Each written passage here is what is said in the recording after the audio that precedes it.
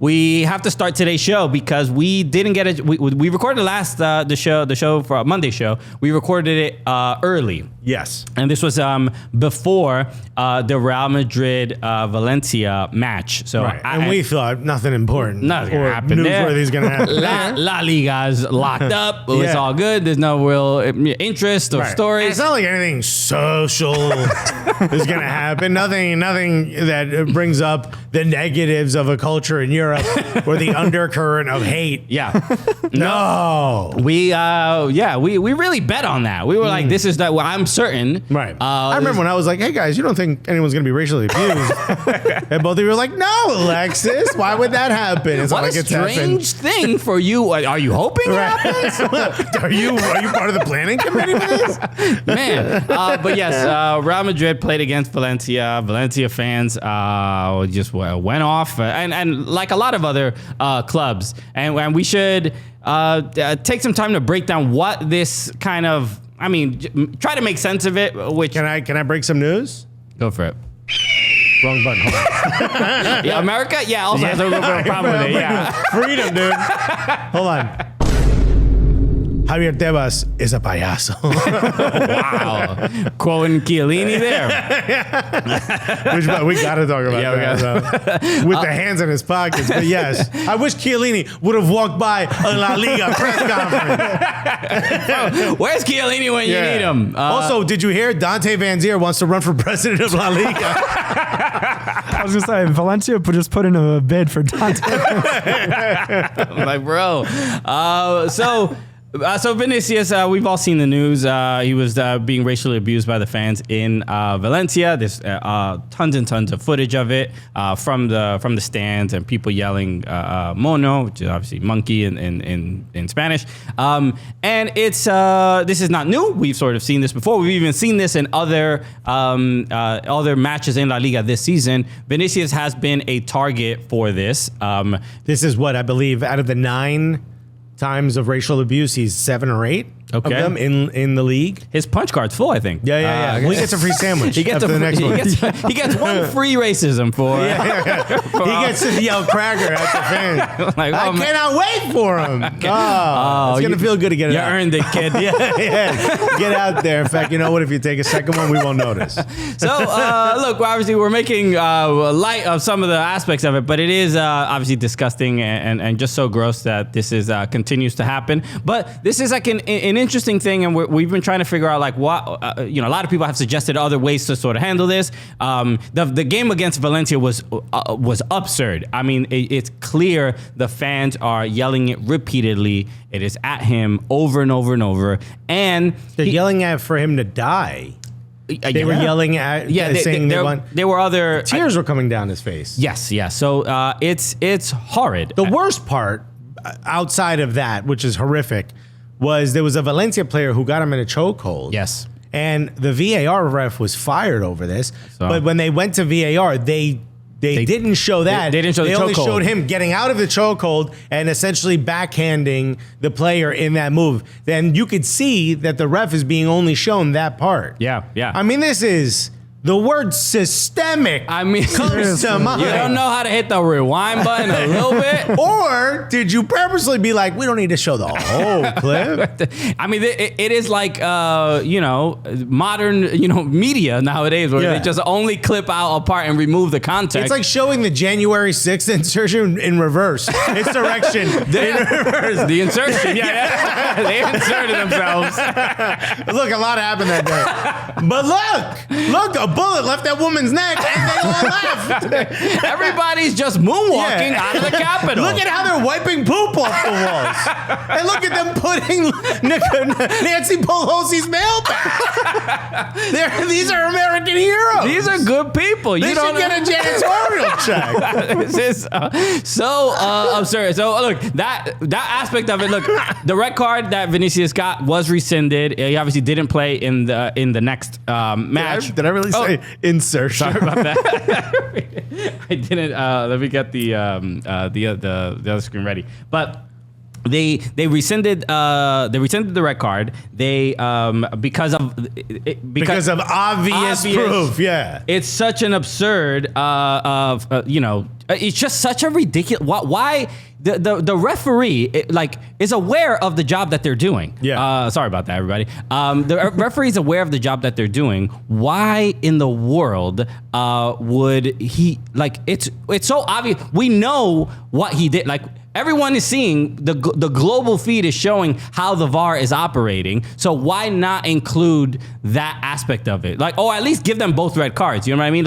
How did he miss the fact that he was choke? It must have been 15, 20 seconds. Literally, my man Ted DiBiase chokehold. Who? Bro, come on, get out of here, man. This is ridiculous. I got that one. That was a reference. I got that one. Don't worry, Christian. That's so.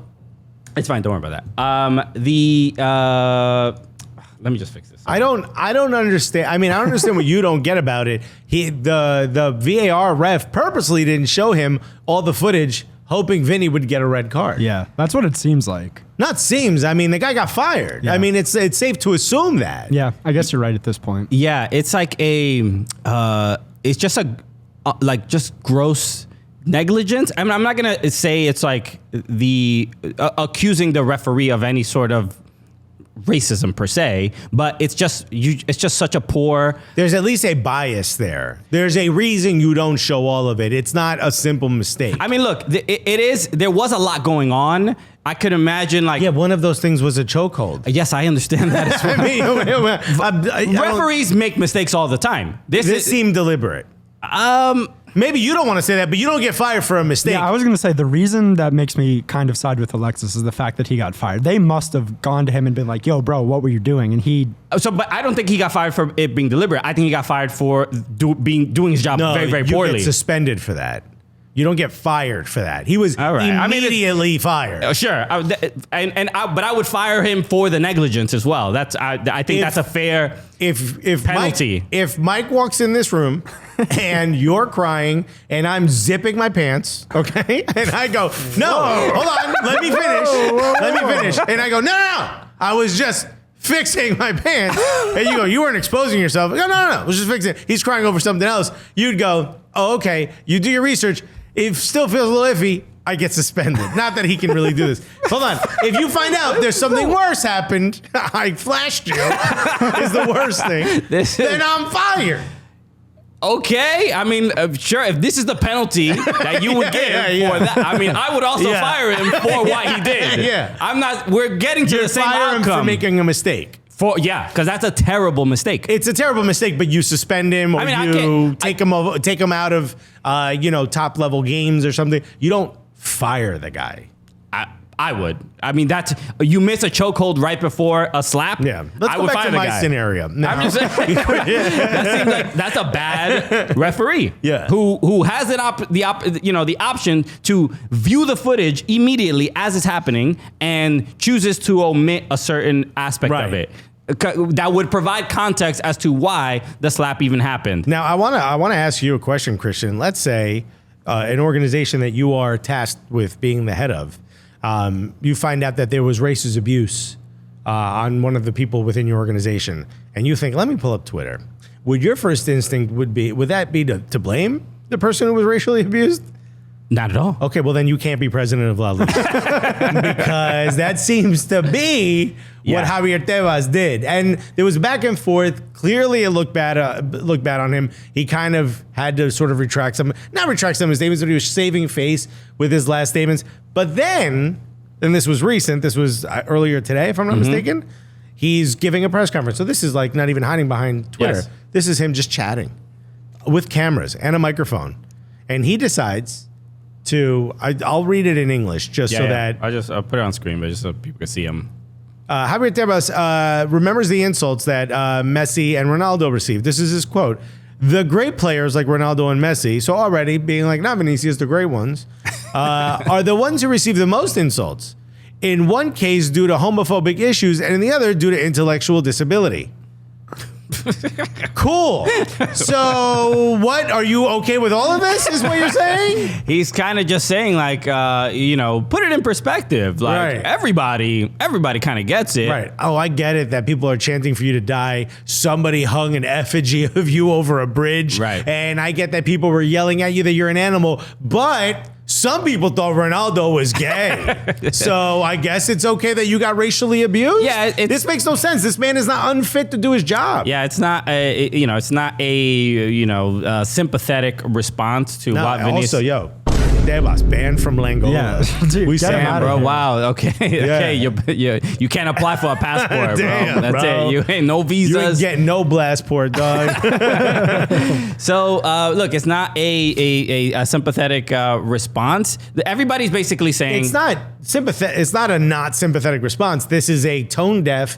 And now, after this mentioning here, I'm comfortable saying this is purposefully tone deaf. This is on purpose. Right. This is like the whataboutism that people are always totally, doing. yeah. He's trying to everything he can to excuse the behavior of the fans when people are asking for real penalties. I think it's worse than that. I think it's worse than him excusing the fans. I think it's him actively blaming Vinicius for the actions of the fans. That has happened too, yes. So it's not just him saying, well, the fans, blah, blah, blah. He's purposely saying, well, you're the one who's making it a problem. Well, I've said this before and I will say it again. If I antagonize you, if I poke at you until you say something racist, that meant you're a racist. Right. Yeah, you just not said it.